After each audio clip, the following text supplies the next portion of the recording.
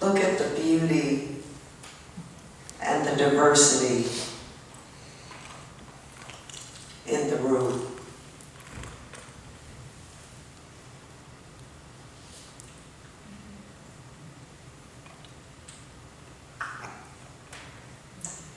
It was important to us that we didn't operate in a vacuum, with Northern California doing its thing and Southern California doing its thing, that as the California region, we efforted to get as many of us together as we could in a way that allows us to see one another, truly see one another. And what we would like to do today is to have us not only see one another, but hear one another.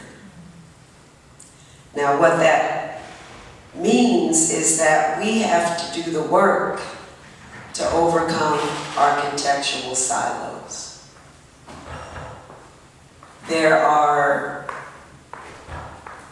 relationships. Welcome, come on in the circle. There are relationships that each cohort has built with each other, and now into those relationships come these new people. And so what we want to do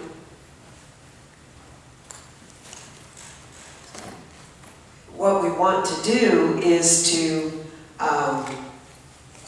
make sure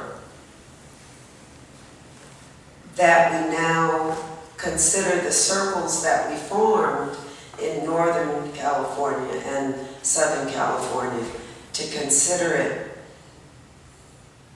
a now wider circle. The circles have come together. And we are, what we want to do in terms of what we want to do today, I want to make sure you're clear. Part of what we're doing or asking you to do today in our breakout sessions is to value our distinctions. Each one of you is a unique gift of God.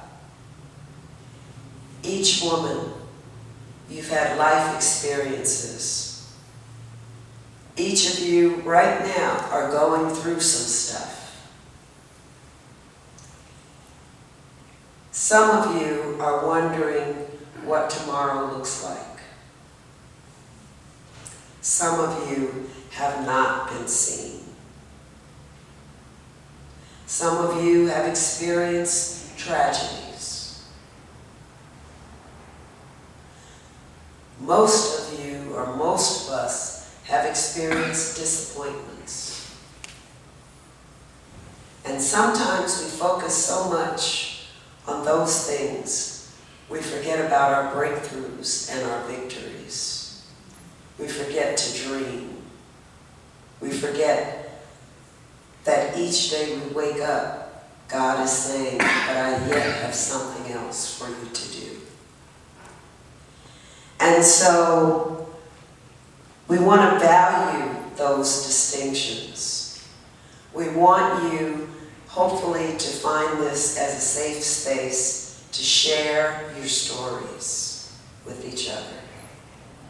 If you notice, we've not yet had introductions of you to each other.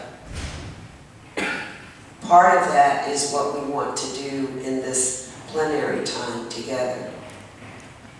The other goal that Young Lee and I had, not only valuing our distinctions as we now build our circle, is also to figure out ways to bridge our differences. We need to learn from you. Each of you need to learn from each other. What we find, and I'm one, my thing is, let's be real.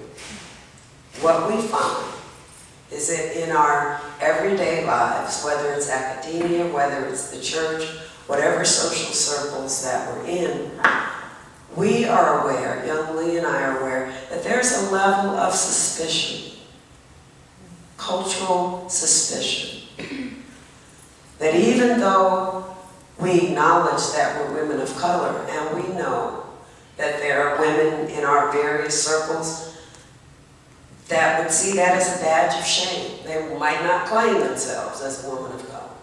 But those of you that have come together, we can learn from each other, number one, why it is we understand ourselves as women of color. And just in that step of understanding ourselves as women of color, what are those suspicions? What are those differences? Mind you, I'm not saying distinctions, because we're celebrating our distinctions.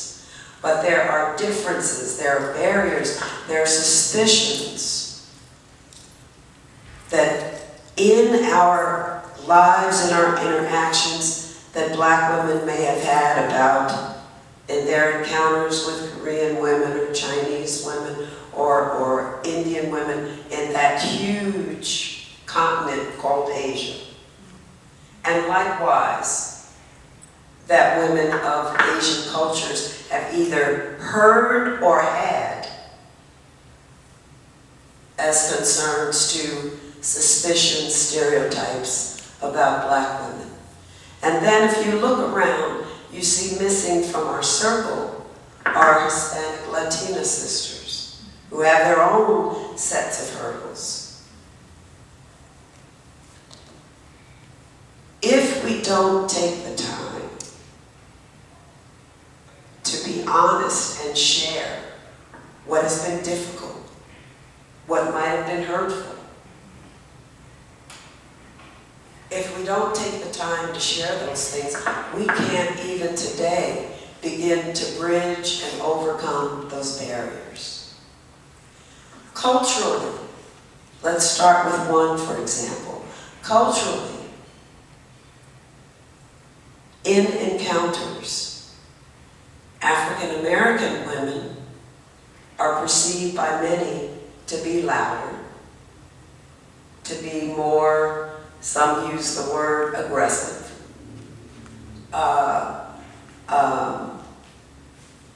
very talkative, sometimes appearing as though we take over the conversation. If there's a question asked, we may be the first to speak up. And so there may be a perception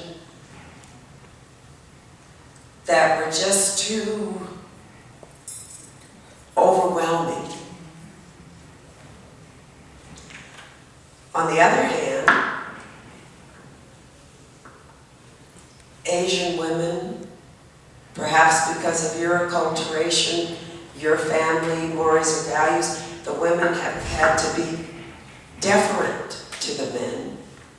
And so you tend to be, and just culturally, with Taoism and all of the other Confucian, you're more contemplative. So you listen, you perceive, you discern. So while African American women may speak, you receive. So the perception is that Asian women don't say anything.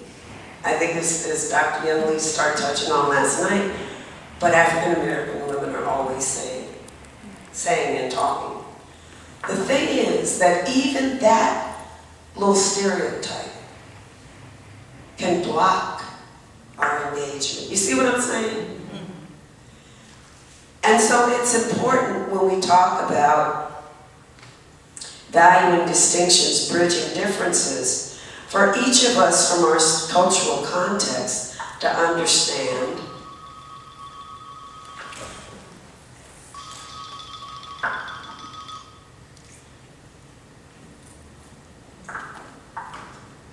it's important from our cultural context for each of us to understand that there may be reasons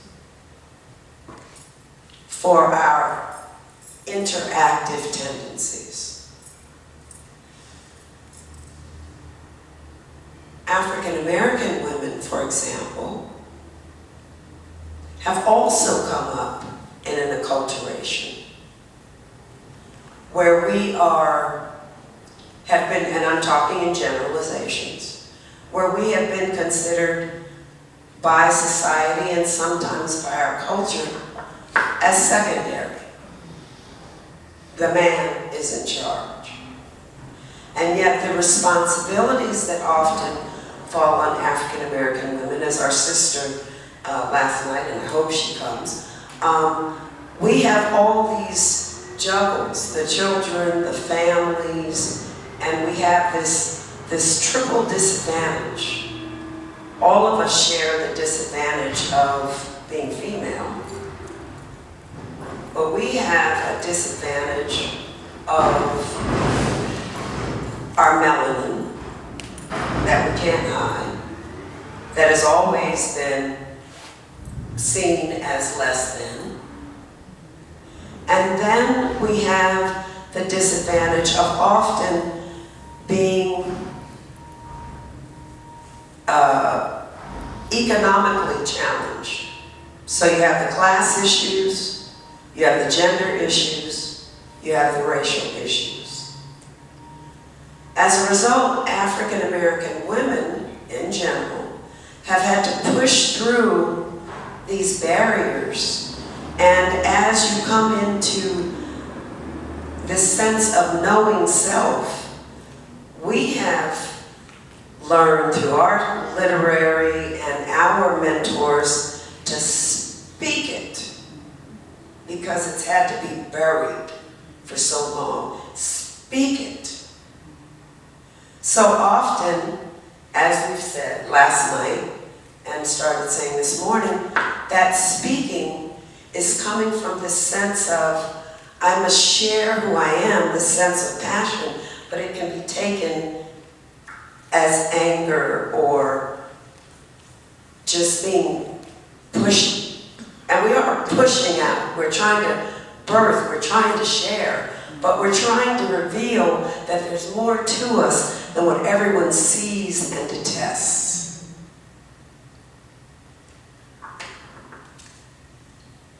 Therefore, we want to encourage our Asian sisters, because you have things to teach us as well.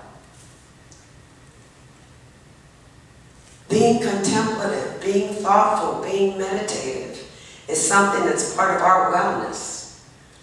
How do we learn to be in tune with our bodies? How do we learn to be in tune with what's going on inside? Our Asian sisters may have a lock on that. But then, as James so wonderfully spoke last night, once you start speaking, it's letting out the things that you're feeling, but maybe you've been trained not to say. Okay? So, some of us need to learn how to be more contemplative and in tune with our bodies and meditative and finding that sense of calm. And some of us need to learn how to still bring it up and push it out so that it doesn't eat us up inside. So bridging differences is part of finding out that we do have things that we can learn from each other.